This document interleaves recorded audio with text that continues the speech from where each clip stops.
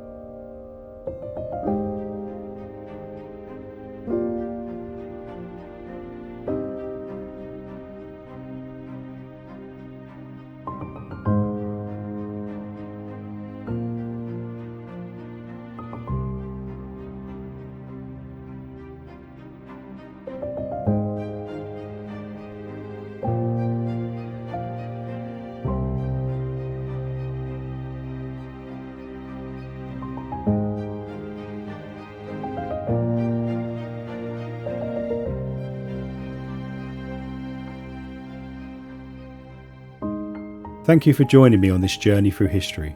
I hope you found these photographs as captivating as I did.